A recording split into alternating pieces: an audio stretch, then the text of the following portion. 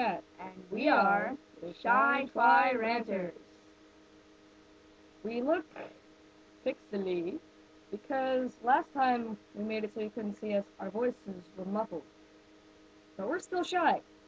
So we dressed up funny for no reason and made us pixelate so that you can't see us. Isn't that awesome? So anyway, today we're going to do our first actual episode.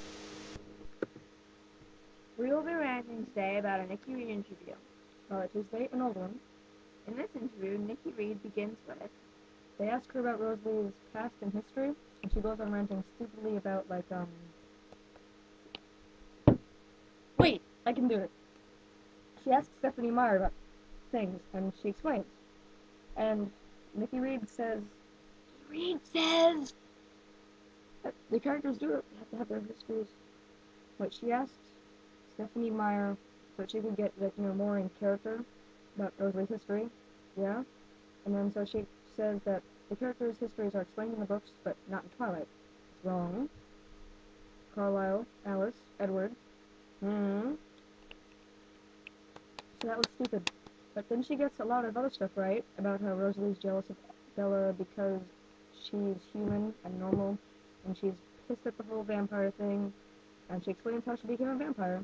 Then she goes on to say how she's wanted to be normal forever, ever since she was a human, even while she was a human, which is so wrong. It's not even fun. The whole point is that Rosalie was such a pig-headed, snobbish, oh my god, look at me, think I'm pretty thing. That's how it got amplified when she became a vampire with Carlisle's theory of trait amplifyingness.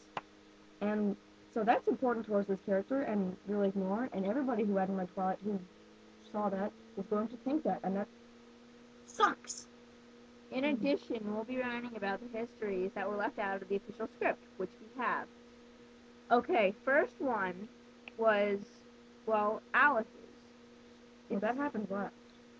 Yeah, but Alice isn't even in there.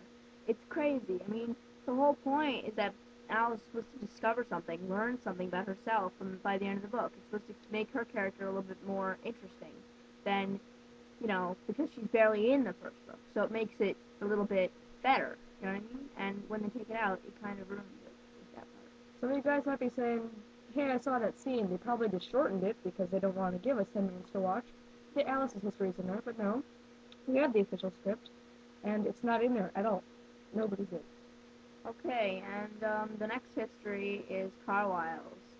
They never do the part where they walk through the house and she goes to Carlisle's office and she asks about the pictures, and that leads to learning about the Volturi, and that means that later she won't ever, in the next book, when he leaves, she'll be like, oh my god, he's going to Italy? Why? Yeah, when Alice comes back from the place with the thing and because Edward's suicide because he thinks Bella's suicide, and when she says he's going to Italy, she'll all of a sudden faint. Oh my god, shut. She'll have to explain things, and it'll be less dramatic and less quick, and Jake will be less what happened and why she was acting like that, and oh god, ow. It'll be less spur of the moment. Yeah.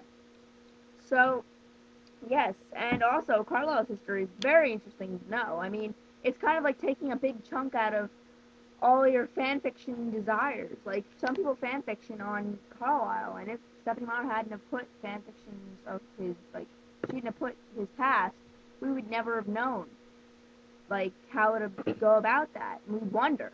So I think that's unfair to people that haven't read the book Twilight, that, they don't get to know it. But then again, they had a budget, so.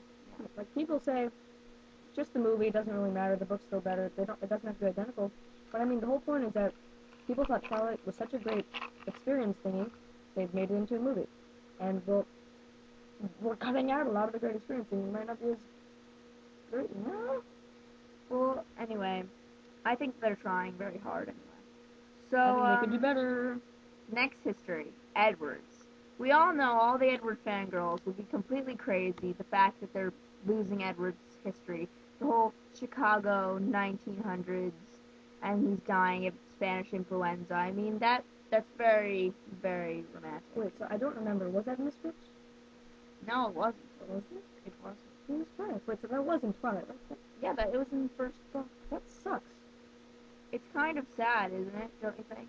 That they wouldn't tell you, and that kind of leads to the reason why Carlisle wouldn't change Bella in the next books. You know what I mean? Because he doesn't change people that aren't dying, And so it's it like, makes it harder.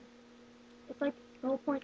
It's like a big part of Carlisle's character. It's like when you're first getting to know Carlisle, he explains, "This is how I became a vampire, and this is why, and because he has this compassion, and he won't do this to anybody voluntarily. But if someone's dying, and like how Edward was dying, this is the first example of Carlisle, doing that." And how he was lonely, and how he learned that they could like live off of animals.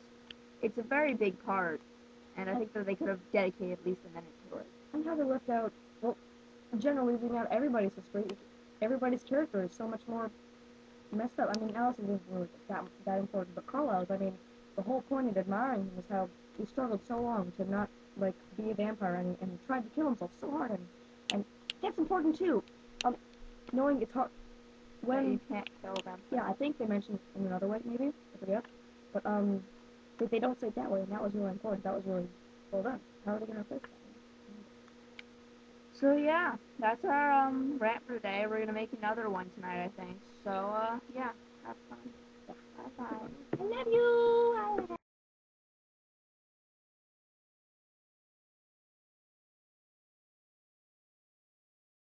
Brushing your teeth and then eating nerds. It's disgusting. Ah! It's disgusting. Oh god, I'm crying.